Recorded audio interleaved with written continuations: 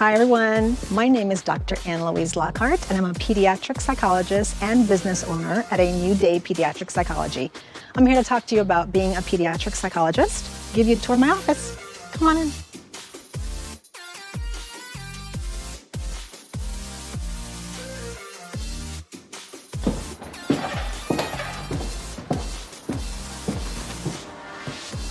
So this is my office, A New Day Pediatric Psychology.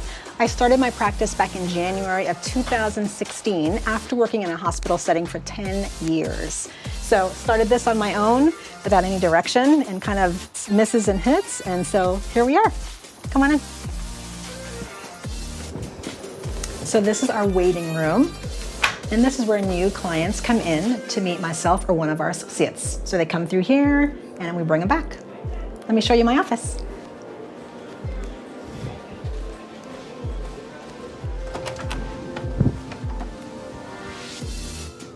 All right, so this is my office, and there's a specific reason why I designed it the way I did. One is it's from my kids, but also just the psychology behind design and flow. So colors are really important when you're designing an office space. So I specifically stuck with the same themes over and over again.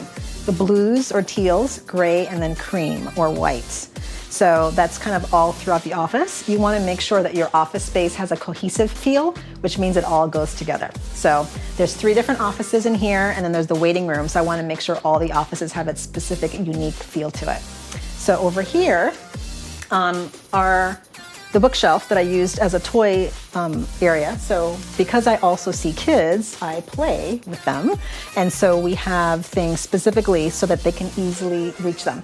So I have the board games, I have the toys, I have everything in a basket. Because one of the things that I want to teach kids in terms of executive functioning skills is basically how to organize, how to put things back where they belong. So that's how they learn it. So they know that if something doesn't belong, they know where to put it. So they're learning skills in the session so they could bring it back home as well. So we have things in the bottom for toys. We have the toys over here, sand tray, a dollhouse, which is actually more for me. I always wanted a dollhouse and never had one as a kid. So this is more, for that as well too.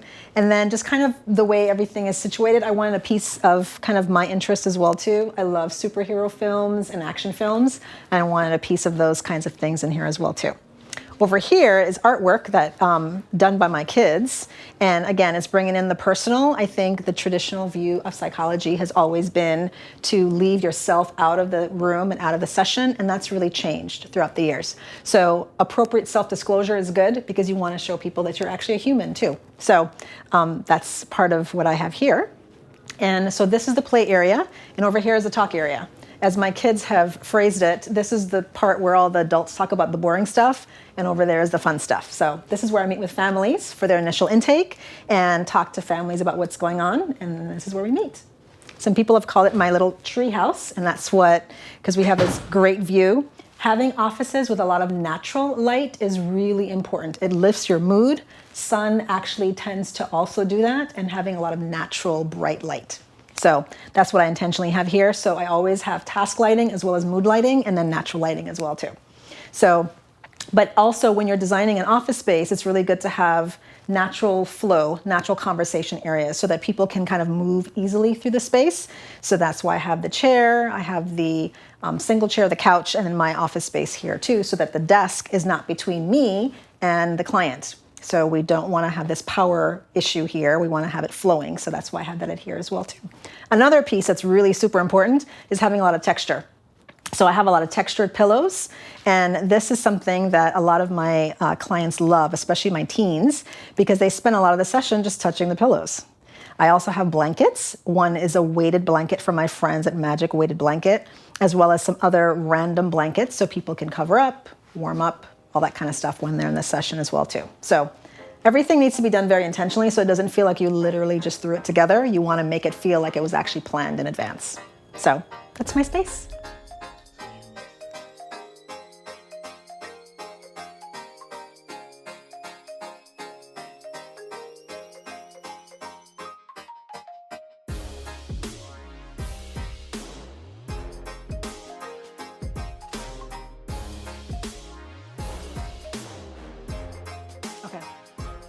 So I'm a pediatric psychologist, and a pediatric psychologist is someone who basically merges medical with psychology. So a lot of what a pediatric psychologist does is working with individuals who have medical diagnoses. That's my primary area of focus.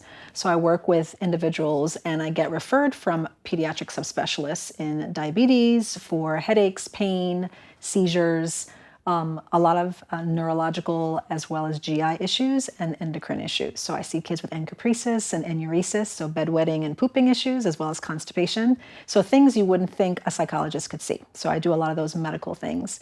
And my training came from specializing in those areas. I was part of several different interdisciplinary teams at a Army and Air Force hospital where we worked with individuals with sickle cell, with headaches, with gastrointestinal issues, with chronic headaches. So it was an amazing experience. It was something I didn't even know I could do until I became trained in that area. The difference between a pediatric psychologist and a psychiatrist is that a psychiatrist is a medical doctor who goes to medical school. So they have an MD. A psychologist is someone who gets a PsyD or a PhD. So a doctor of philosophy is a PhD, or a doctor of psychology, which is a PSYD. And we don't go to school for as long, and we do not require a medical degree. We do not prescribe medication in most cases. There are some states where a psychologist can prescribe, but typically we are the one who does therapy or testing. A medical doctor does prescribing of medication and manages medical care in that way. So I started my practice back in January of 2016 after working with an Army and Air Force hospital, getting my psychology training and my postdoc fellowship there as well. I loved it. It was an amazing experience. And I was able to get a lot of subspecialized training in those areas, which is how I discovered my love of this area. So after a lot of different things that were going on, a lot of transitions, and there was actually some workplace bullying and discrimination that was happening. And so I decided to leave and started my own practice. That was never my plan. I was never planning on going out on my own. I was planning on staying in the hospital forever. And my husband thought that I would do well as a business owner. And I disagreed. I didn't want to do it. So, but I was forced to leave, and so I left, and I decided to start my own business. The goal was never to just be solo. I always wanted to have an interdisciplinary practice, which means that I wanted to have people who did a variety of things. In-home staff, I wanted to get a psychiatrist, people to do testing, coaching, all kinds of things. So in January of 2016, I developed my own website with having no experience whatsoever, and looked at office spaces and then rented spaces 10 days a month through an organization. So I would just, 10 days a month, I would see people. And then at the time, I had been doing speaking throughout the country. So I continued doing that, and I would go to different schools and agencies to do training in areas that I was familiar with. So I did training in play therapy, ADHD, behavioral issues, and helping schools, teachers, and other specialists work with kids with a variety of concerns. So as I was doing that and building my practice, within 6 months I had a full-time practice, and then I reduced my speaking to once a month rather than twice a month.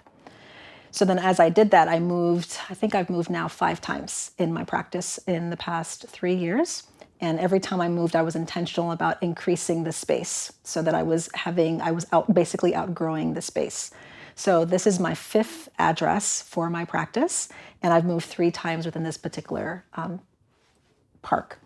And I really love it because right now I have 3 associates, one who does in-home behavior coaching and consultation for parents, one who does psychological testing, and another one who does parent-child interaction therapy and play therapy, and then myself, who I do parent coaching as well as therapy for various individuals. I also do supervision for master's level psychology students as well too. And then I continue to do speaking nationwide. So I go throughout the country and go to different agencies, different schools, and basically teach them the things that I know to help them have a better organization, to help them, give them the skills they need to work with students, and to help them better understand mental health issues from their perspective that they're in. So a typical day in the life of a psychologist, well, typical day for me. So let's go there because there's a variety of typicals. So for me, I am in my own practice and have my own business because I don't want to work a bunch of hours. I want to be able to, I've been married 21 years. I have 2 kids, ages 9 and 7. And being a wife and being a mom is also important to me. But I also know myself that I don't want to be at home all day, but I also don't want to be in the office all day. So balance for me is extremely important. So my days are basically working Monday, Tuesdays, and Wednesdays from 9:30 to 5:30.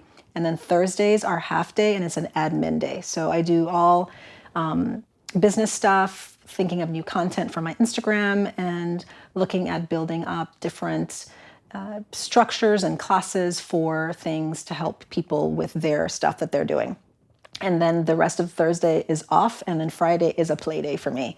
So usually my husband and I, we have date days, and that's when we do it is on Fridays. So we basically drop off the kids to school, and we go have breakfast, go to a movie, have lunch, go shopping. I mean, it's basically an all-day date. And so that's what we do. And then so Friday, Saturday, Sunday is basically a free time.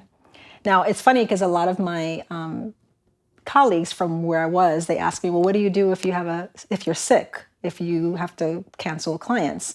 And the funny thing is that I've never had to do that. So in the 3 years that I've had my practice, I have never once had a sick day. Actually, now it's 4 years going in January. So because even if I'm feeling a little bit down and I'm feeling like I'm getting sick, I literally have 4 days to recover. So I never really have to do that. Then she also asked me, well, what if your kids are sick? And I'm like, well, they actually haven't been. And if they are, usually, again, I have those days that I can recover so I don't have to ever cancel clients. So I love the freedom that I've had because of all that. And so that's what my day looks like. Now, once a month, I now travel and I'll do different speaking engagements.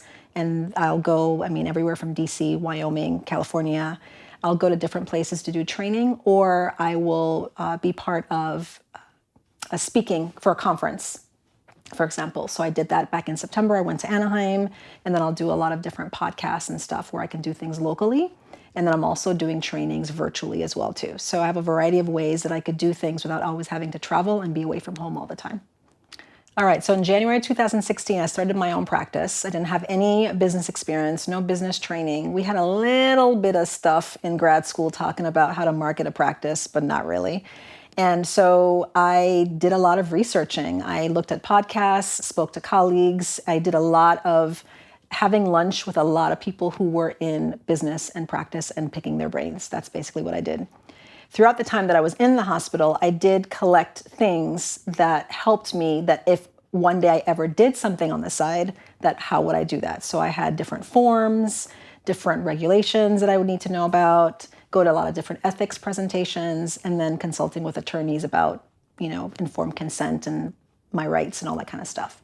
So yeah, I basically winged it. And I basically did a lot of research, and then I consulted with a lot of people who were doing the stuff that they were doing already so that I could build what I was doing. So there were several that I found that talked about accelerating your practice or what to look for. Everything from forms. So the different podcasts that were helpful in building the business were different things that talked about what forms you needed, what you needed to consider, what your practice space needed to look like.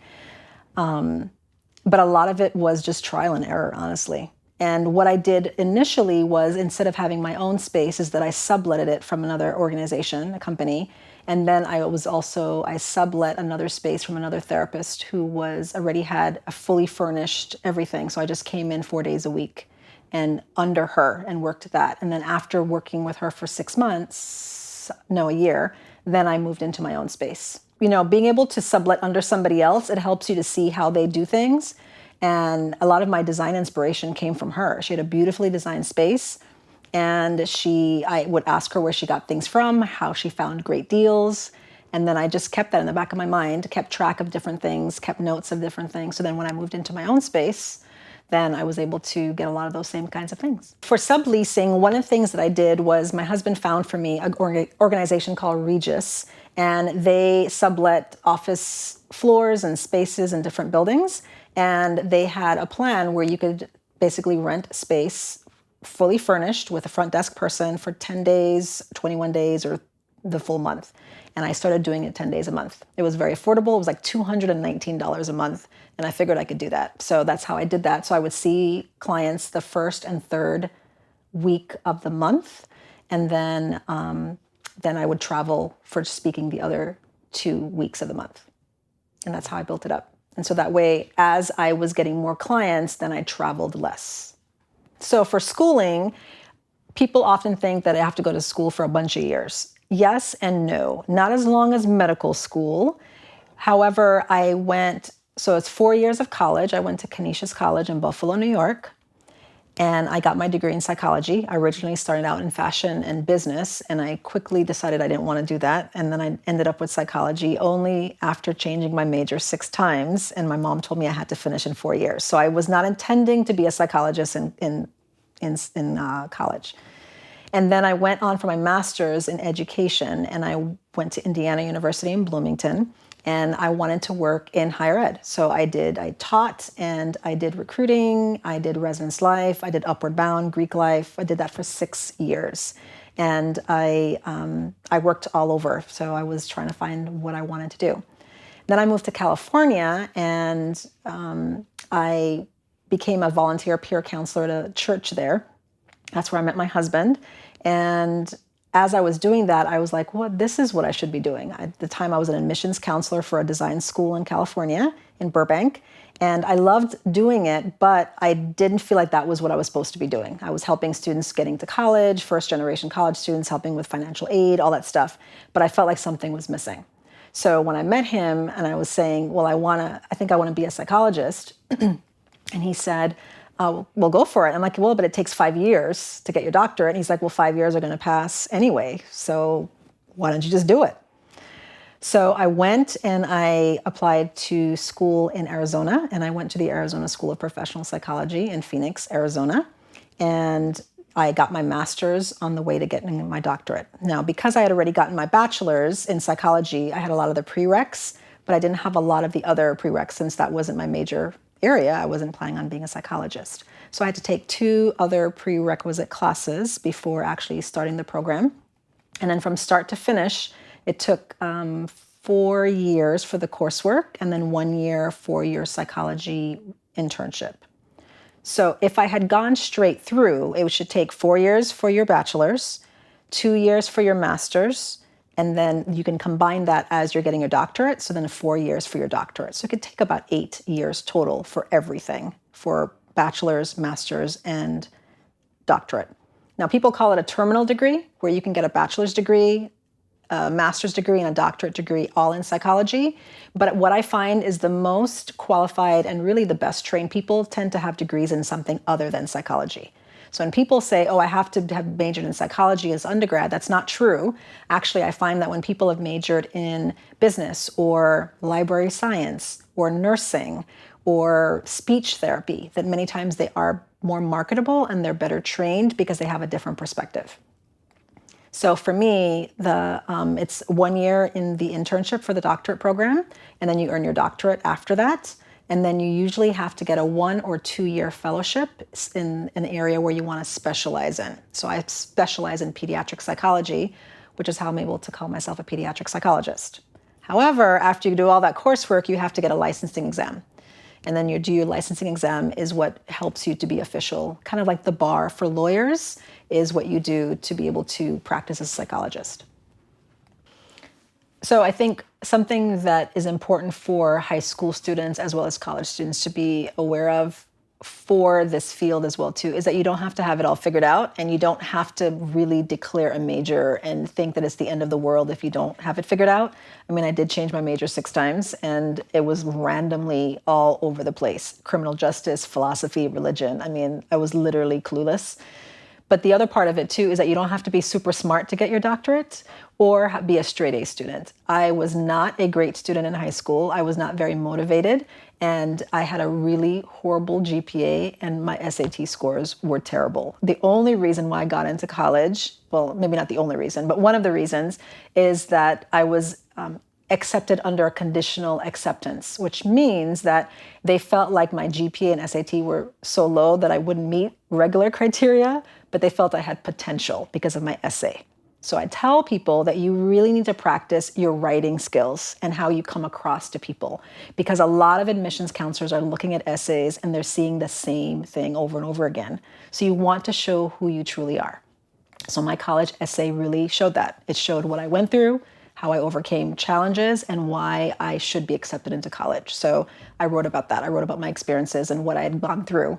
My senior year of high school, I had grown up on an island, went through a hurricane, it destroyed my island. I was living homelessness, had dengue fever, infection, like all that stuff I talked about. And that's what really convinced them that I should be admitted. So that's when things turned around, once I got into college.